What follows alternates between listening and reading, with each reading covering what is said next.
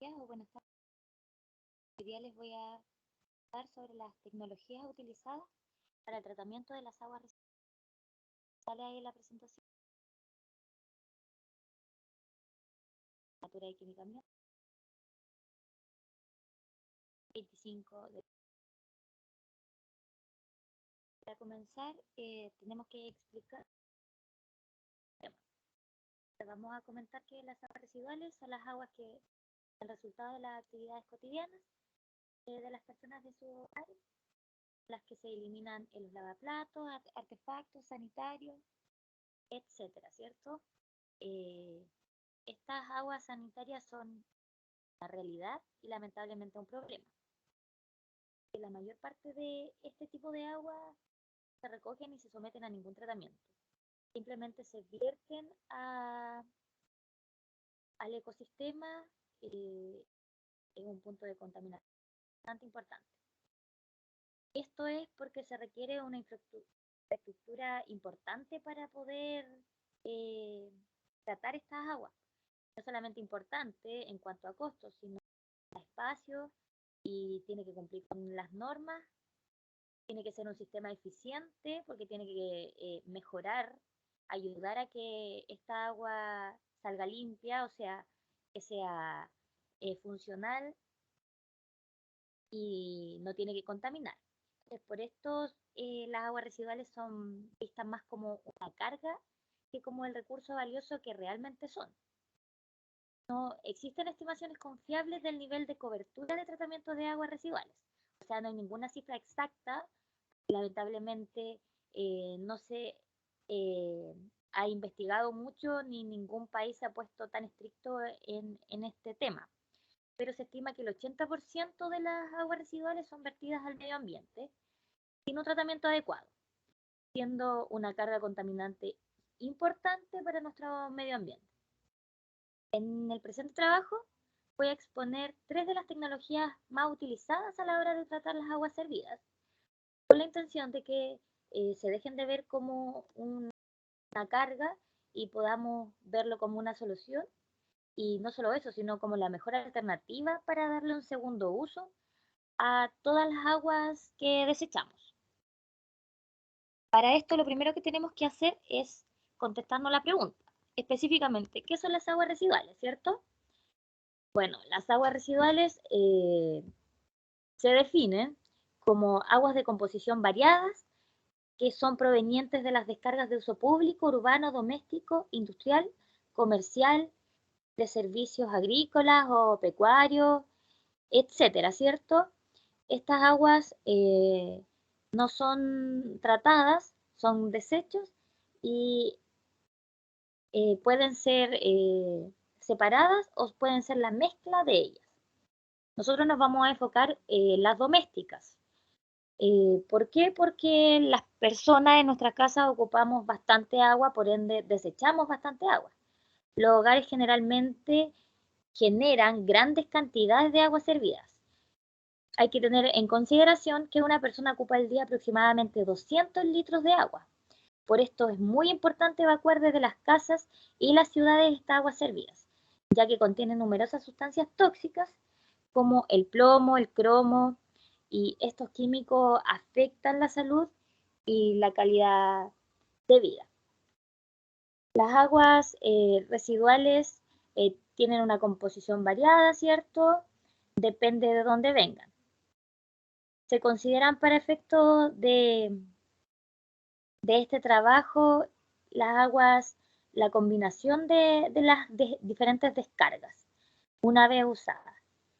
Estas aguas se originan a causa de excretas, residuos domésticos, arrastre de lluvias, infiltraciones y residuos industriales.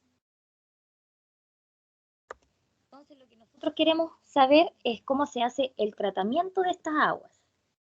Pero para eso, lo primero que se tiene que hacer es un pretratamiento de agua.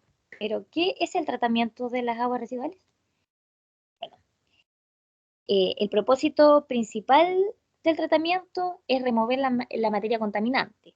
Este puede ser orgánico o inorgánico, el cual puede estar en forma de partículas en suspensión y o disueltas. Las disueltas son las que generan el mayor problema porque las partículas en suspensión o partículas grandes son filtrables, pero las que están disueltas en el agua no se pueden filtrar.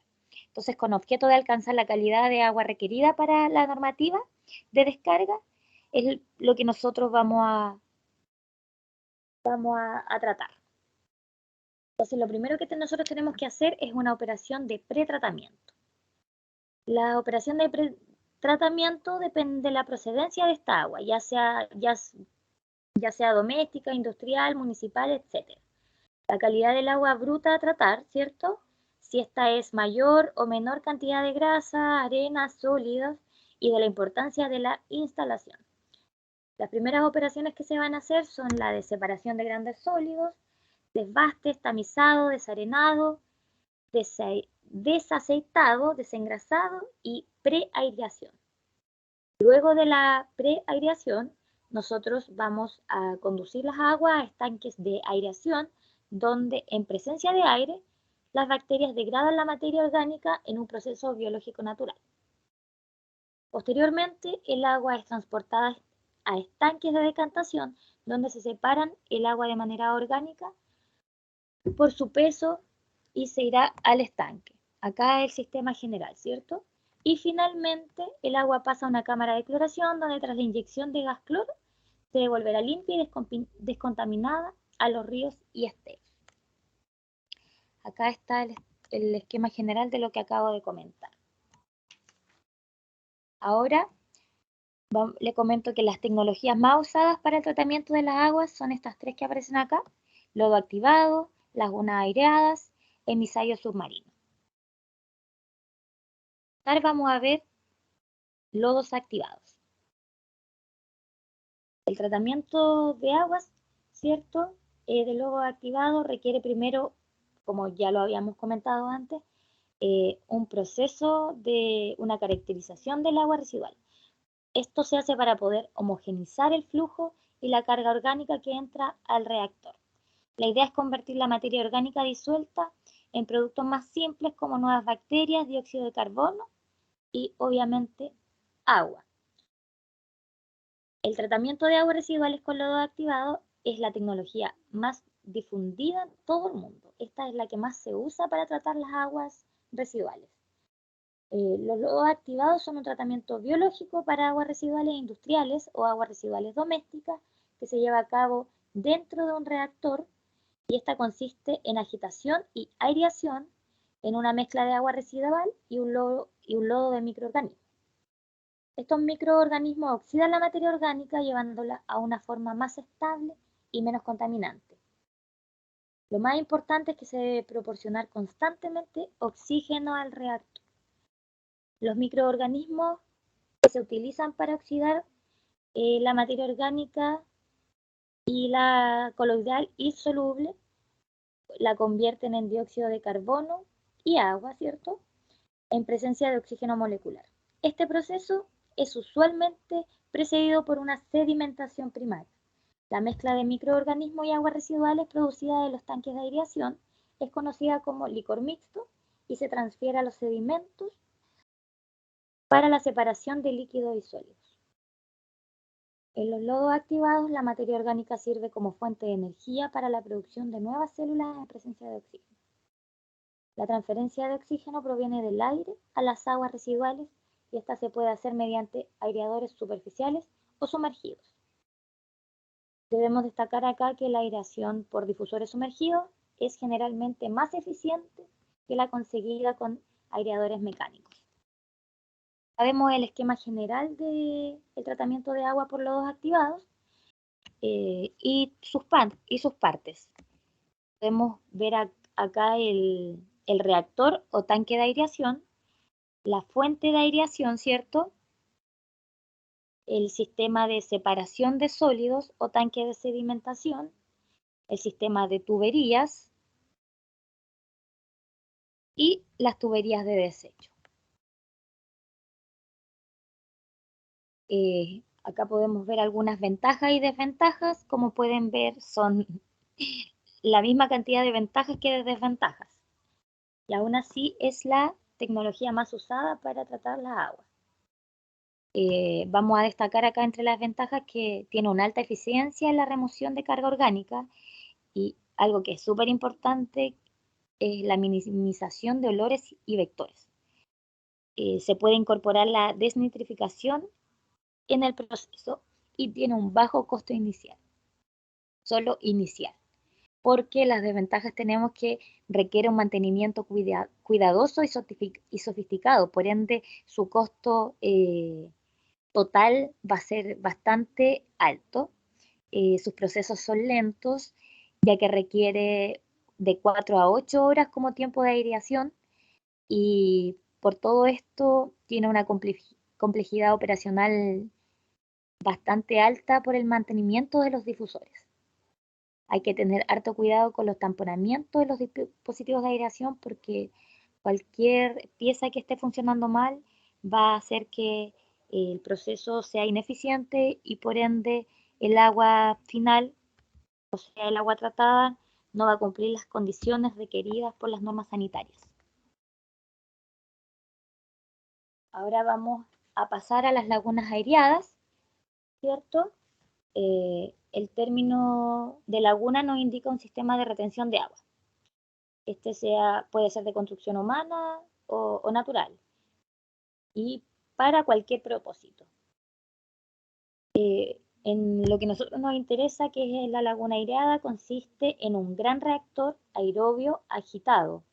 Mediante aireadores mecánicos se suministra oxígeno y se mantiene a los organismos aerobios en suspensión y mezclados con el agua para alcanzar una elevada tasa de degradación orgánica. Ya que se mejora la oxigenación natural, las lagunas aireadas pueden ser más profundas. Así reducen la demanda de superficie y se adaptan mejor a climas fríos. El efluente puede servir para la recarga de acuíferos, pero el lodo generado demanda un tratamiento adicional o un corrector vertido o destino final. Incrementar la mezcla y la aireación mediante equipos mecánicos implica que estas lagunas pueden ser más profundas y así también tolerar cargas orgánicas mayores en comparación con lagunas facultativas. El incremento de aireación sirve para aumentar la degradación y como el oxígeno se introduce por medios mecánicos, ya no se depende de la fotosíntesis. Entonces esto puede funcionar adecuadamente en latitudes con pocas horas de luz solar. Lo importante de la aireación es que la aireación mecánica mejora la eficiencia del tratamiento y reduce el tiempo de retención hidráulica, que es necesario para la degradación aerobia de la materia orgánica. En su caso, esto también incrementa la reducción de patógenos debido al efecto positivo del nivel de oxígeno sobre la desinfección del agua mediante la luz solar. Por su menor necesidad de superficie, es recomendable tanto en áreas rurales como en zonas de la periferia urbana. Pero el uso de equipos mecánicos de aireación incrementa la complejidad del sistema y demanda energía y personal técnico. Las lagunas aireadas en general se clasifican por su grado de mezcla, habiendo dos tipologías. Las lagunas facultativas aireadas, que pueden ser empleadas cuando se busca un sistema aerobio más compacto que una laguna facultativa normal, y las lagunas aireadas de mezcla completa, que es un sistema equivalente o comparable tratando aguas residuales urbanas.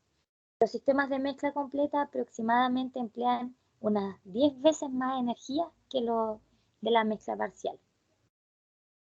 Entonces, acá vamos a mirar. Acá tenemos el esquema de la laguna aireada, ¿cierto? Acá están los aireadores superficiales, donde pasa todo el proceso de aireación. ¿Cuáles son las ventajas y las desventajas de este método?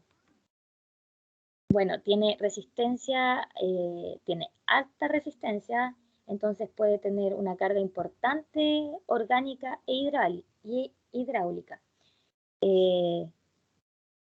Requiere menos suelo que el lagunaje convencional natural, ¿cierto? Y el agua tratada puede reusarse o verterse.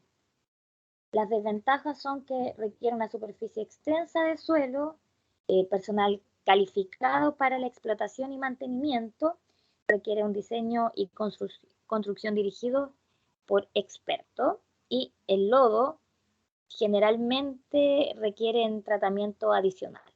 No es suficiente solamente con el tratamiento en la laguna. Generalmente se va a requerir agregarle otro paso para que se puedan volver a usar. El último, la última tecnología que vamos a ver es el emisario submarino. Un emisario submarino es un conducto mediante el cual se bombea el agua residual después de un tratamiento primario, o sea, es un tratamiento secundario, para conducirla a una cierta distancia de la costa. Al final de la tubería se instala un tramo de tubo perforado llamado difusor, que facilita la difusión del agua servidas en el cuerpo receptor. Acá vamos a mostrar el esquemita, ¿cierto? Acá está el tubo y acá está el difusor. Pero primero se necesita un tratamiento físico. Lo primero que se debe hacer es separar los sólidos y para esto se tienen distintas rejas, depende del tamaño de los sólidos que se quieran separar. El emisario submarino se destina principalmente de la reducción de coliformes. Esto se efectúa por medio de la dilución inicial, difusión horizontal y decaimiento de coliformes. El último usualmente tiene un efecto mucho mayor sobre los cálculos para los emisarios submarinos. Debemos recordar que las bacterias fecales presentan altas tasas de mortalidad en el medio marino debido principalmente a la incidencia de luz, especialmente la frecuencia ultravioleta, la salinidad, nutrientes e interacciones ecológicas con otras especies. Como vemos acá, tiene tres componentes principales, ¿cierto? Que es la tubería de polietileno de alta densidad, es donde se va a conducir el agua hacia la parte profunda del mar, los lastres de concreto, que le dan el soporte a la tubería para que no sea movida por las corrientes y olas, y los difusores, que son orificios por donde sale el agua a gran velocidad y realizan el tratamiento por dilución. El sistema puesto como tratamiento para este tipo de efluente consta de tres etapas o fases fundamentales. La primera fase, que es el tratamiento físico, como lo vemos acá, que conceptualmente representa la primera etapa del sistema de emisarios y esta cumple dos funciones fundamentales: la eliminación total de las partículas sedimentables y flotantes del líquido que ingresa a la planta con el objeto de proteger efectivamente las unidades mecanizadas de elevación y transporte, así como favorecer los fenómenos de estabilización utilizados posteriormente por el sistema. Y